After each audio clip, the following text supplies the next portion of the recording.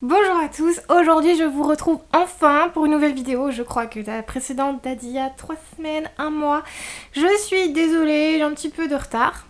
Et donc du coup j'ai encore plus du retard puisque la vidéo que je vais vous présenter, ce sont 3 livres young adultes parfaits pour l'hiver.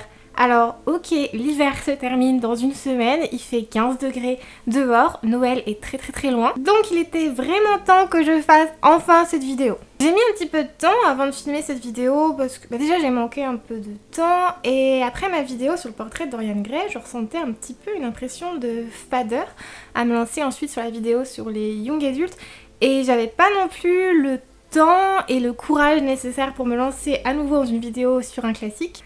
Cette impression de fadeur, c'est parce que je m'étais tellement investie dans ma vidéo sur le portrait de Dorian Gray, j'avais tellement aimé la faire. Et c'est très rare que je sois satisfaite d'une vidéo et celle-ci, enfin vraiment, je m'étais vraiment tellement investie que je l'aimais. J'ai le droit de me dire que j'aime ma vidéo, j'en suis fière, j'en suis satisfaite et j'avais peur de me lancer à nouveau dans une nouvelle vidéo et de perdre en fait ce sentiment de fierté. J'avais cette impression de fadeur parce que je pense peut-être inconsciemment que c'est peut-être trop simple une vidéo sur les young adultes personnellement et en fait je me suis pas forcément à l'aise, j'arrive beaucoup mieux à parler de classiques que de young adultes.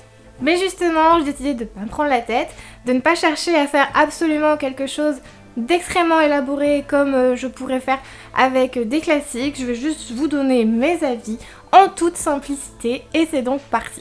Il vous reste moins d'une semaine avant la fin de l'hiver et de vous lancer dans ces histoires frissonnantes. Frissonnantes non pas parce qu'elles font peur, mais parce qu'elles ont toutes en commun le froid. Mais rassurez-vous, il n'y a pas de date d'expiration sur les livres, vous pouvez tout à fait les lire en plein été, il n'y a aucun problème, je pense que justement ça peut avoir un effet rafraîchissant. Pour cette vidéo, je me suis tournée vers 3 livres young adultes assez populaires. En général, de toute façon, en termes de young adultes, je lis ce qu'il y a de plus populaire parce que je ne connais pas assez, contrairement aux classiques où là j'aime bien un peu plus fouiner et dégoter des trésors un peu plus cachés. Mais donc du coup pour cette vidéo nous avons donc Flocons d'amour, un recueil de 3 nouvelles de John Green, Maureen Johnson et Lorraine Miracle. Ensuite je vais passer au très célèbre Les fiancés de l'hiver, le premier tome de la saga La passe miroir de Christelle Davos. Et je terminerai avec Le secret des glaces de Philip Carter. Je commence donc avec Flocons d'amour qui est la lecture par définition doudou et sucrée, parfaite pour l'hiver. Elle est parfaite pour préparer Noël, alors ok, Noël maintenant c'est très loin derrière nous. Lorsque je l'ai lu, j'étais en plein mois de décembre, donc vraiment dans l'ambiance, surtout que Noël c'est une fête qui me tient parfaitement à cœur. Flocons d'amour, c'est donc un recueil de 3 nouvelles. Les nouvelles peuvent se lire indépendamment les unes des autres, mais il y a quand même un fil rouge et elles se complètent toutes les 3. On y retrouve les mêmes personnages qui vont s'entrecroiser, une même situation globale, en fait, tout part à partir d'une tempête de neige. On va également y retrouver les mêmes lieux, notamment un restaurant de gaufres. On va énormément parler de gaufres dans ce livre, donc surtout je vous conseille pas de le lire le ventre vide. J'ai essayé, ça s'est fini en expédition dans la cuisine. Même si ces nouvelles peuvent se lire indépendamment les unes des autres, je vous conseille quand même de les lire à la suite parce que forcément c'est plus simple pour suivre l'avancée de l'histoire. Il y a donc 3 histoires. La première c'est Jubilé Express de Maureen Johnson. La seconde c'est Un miracle de Noël à pompons de John Green. Et la troisième c'est Le saint patron des cochons de Lorraine Miracle. La première histoire commence la veille de Noël. On y suit le personnage de Jubilé, une jeune fille qui prend le train pour aller rejoindre ses grands-parents afin de fêter Noël avec eux, puisque ses parents viennent d'être arrêtés par la police. Le motif, ils sont responsables d'émeutes qui sont survenues à un grand rassemblement de collectionneurs de petites maisons.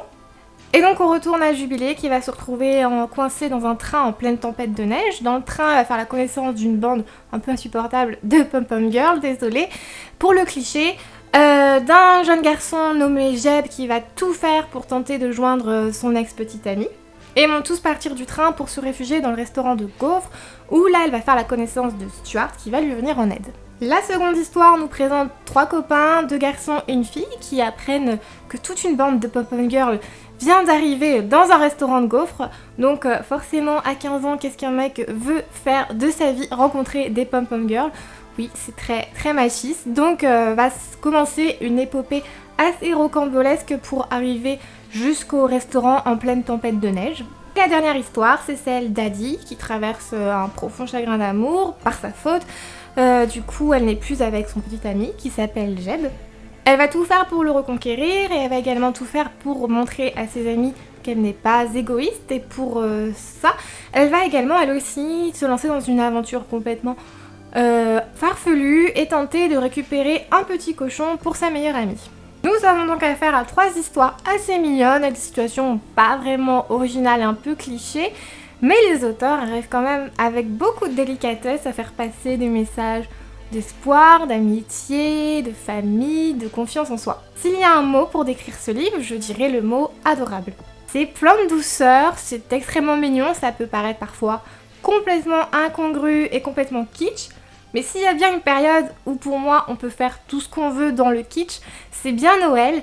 Et en face de vous, vous avez une fille qui écoute en boucle des chants de Noël de Britney Spears et Justin Bieber pendant tout le mois de décembre. Donc je pense que niveau kitsch, on est quand même assez élevé. C'est terriblement optimiste et c'est une lecture qui fait beaucoup de bien, qui donne le sourire. Vous savez, en général, mes lectures sont assez dures dans les thèmes que j'affectionne particulièrement. Donc une petite brise de douceur comme ça ne peut faire que du bien. Ce n'est pas révolutionnaire, ça se lit extrêmement vite, ça peut s'oublier également très vite, mais en fait c'est que du bonheur sur le moment, c'est comme un film de Noël en fait, très kitsch, mais on le regarde sans culpabiliser avec une énorme tasse de chocolat remplie de chamallows, et là c'est exactement ce qu'on ressent avec ce livre. Et je vous le disais, même si les histoires se complètent, on sent quand même la touche de tous les auteurs. Elles sont quand même assez différentes. Bon, le seul auteur que je connaissais, c'est John Green. Et on retrouve quand même son ton assez impertinent et adolescent que j'avais quand même beaucoup aimé dans Qui es-tu Alaska. Clairement, ce livre, il est plus destiné à un public assez jeune. Mais si vous voulez rêver le temps de quelques petites heures, c'est typiquement le livre qu'il vous faut. Je passe ensuite au second livre qui n'est pas inconnu sur l'univers Booktube. Je pense que je fais partie des dernières à le lire. Donc j'en ai entendu beaucoup parler et ça, des fois j'ai tendance complètement à être hermétique face aux livres dont on parle beaucoup. Mais lui, j'étais très curieuse de découvrir. Donc il s'agit de Les fiancés de l'hiver, le premier tome de la saga La Passe-Miroir de Christelle Dabos qui est une auteure française. Déjà, même si cela ne résume pas tout, je pense que ce qui m'a attirée, c'est quand même la couverture. C'est très rare que j'ai entre les mains un livre jeunesse aussi joli que celui-ci. Et la version poche est sortie, elle est un peu moins chère, mais je pouvais pas craquer, j'ai été obligée de prendre le grand format parce qu'il est vraiment sublime. La Passe-Miroir est une saga de fantasy jeunesse. Christelle Dabos nous dévoile un monde futuriste, ou plutôt en fait plusieurs mondes qui sont représentés par des rochers qui flottent dans le ciel. Sur le monde d'Anima, nous faisons la connaissance d'Ophélie, une jeune femme plutôt réservée, solitaire, avec un caractère un petit peu impertinent et rebelle, ce qui n'est pas pour me déplaire. Ophélie est ce que l'on appelle une passe-miroir, donc comme son nom l'indique, ça veut dire qu'elle peut passer d'un miroir à un autre, mais elle a également la faculté de pouvoir lire les objets lorsqu'elle les touche et de connaître du coup l'histoire de ces objets. Après avoir repoussé de nombreux prétendants présentés par ses parents, Ophélie n'a plus le choix. Elle est obligée d'épouser Thorn, qui est lui l'héritier du monde de la Citaciel, un monde où il fait très froid, et c'est un monde en fait bercé par les illusions. Les fiancés de l'hiver, c'est un peu un roman de confrontation entre deux mondes, deux peuples assez différents, mais c'est également un roman d'initiation où l'on voit Ophélie grandir et s'émanciper petit à petit. L'écriture est envoûtante, les personnages de prime abord ont l'air très intéressants, mais si vous voulez savoir ce que je ressens, ce que j'ai ressenti en fermant la dernière page, c'est un peu une impression de frustration. Alors attention, je ne dis pas que je n'aime pas. J'ai l'impression que sur Booktube, dire qu'on n'a pas aimé les fiancés de l'hiver, ce serait comme dire qu'on n'aime pas Harry Potter. En fait, en fermant ce livre, j'ai ressenti une légère pointe de déception et j'avais l'impression que l'histoire n'avait pas encore commencé. Alors vous allez me dire, mais oui, c'est parce qu'il y a un tome 2, puis ensuite un tome 3 qui va pas tarder à sortir. Mais moi, je pars du principe qu'un livre, c'est un livre, et même s'il rentre dans une saga, il doit être indépendant et se suffire à lui-même si on décide de ne pas continuer la saga, par exemple. Et je trouve, bien entendu, quand on rentre dans un nouveau monde comme ça, fantastique, ça prend du temps de mettre l'histoire en place, les situations. Mais justement, ça prenait un peu trop de temps. Et quand ça commence à devenir intéressant, quand il y a de l'action qui se ramène, paf, tout s'arrête. Donc voilà, un peu de frustration, parce qu'en plus je n'ai même pas le tome 2, il faudrait que je l'achète, mais d'abord j'essaye quand même de faire baisser ma pile à lire.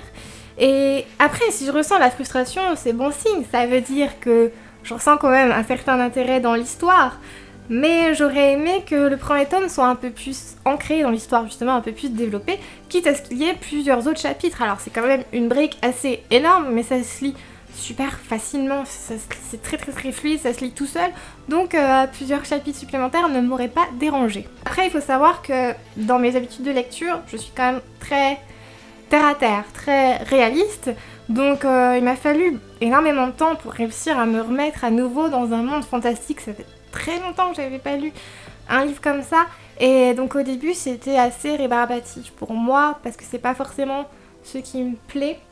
Je pense que ça a joué aussi dans le fait que j'ai pas réussi à accrocher directement et j'attendais autre chose, surtout que vu qu'on parle énormément de ce livre, je m'attendais vraiment à ce que ce soit évident dès le début et finalement non, mais je pense que j'en suis même certaine que le tome 2 me plaira.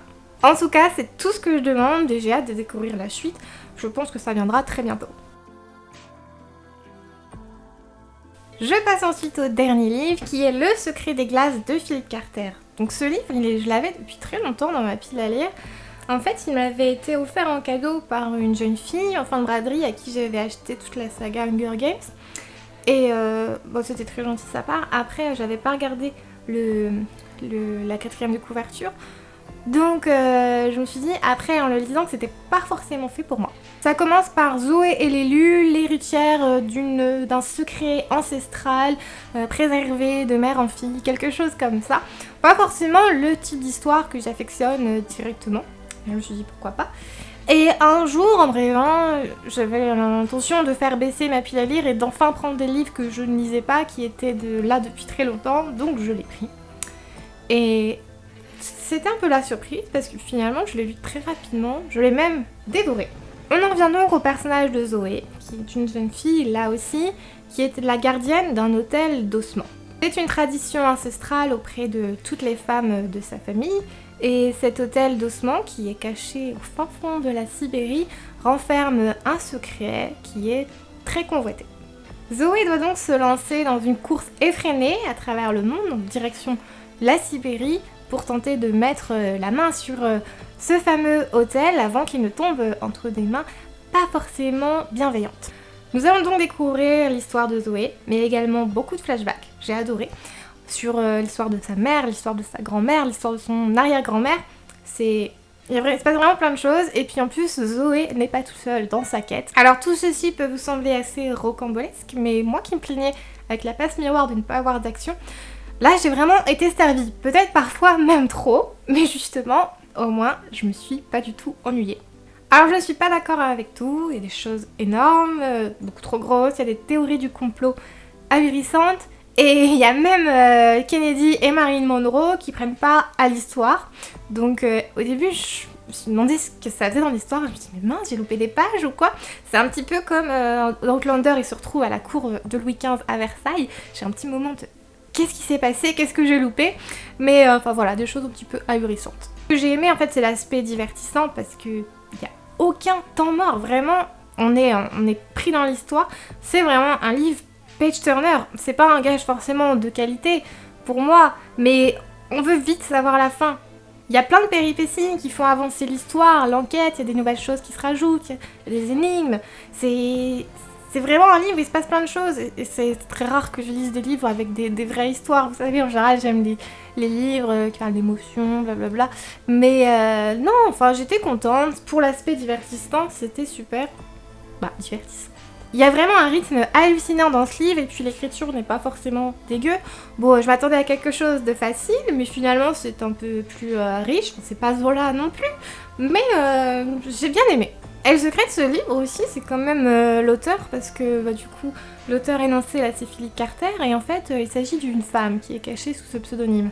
Cet auteur, c'est Penelope Williamson, qui est auteur de best-sellers à l'eau de rose, donc personnellement, moi, je ne les ai jamais lus.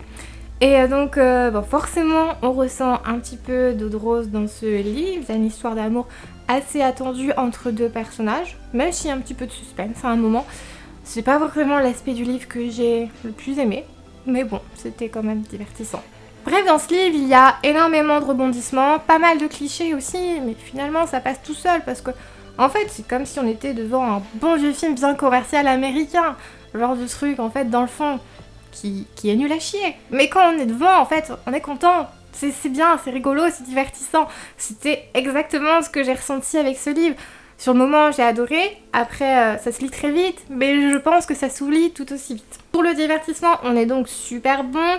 Pour une histoire vraiment sérieuse, on repassera. Surtout, je pense que ça quand même aurait pu être mieux mené.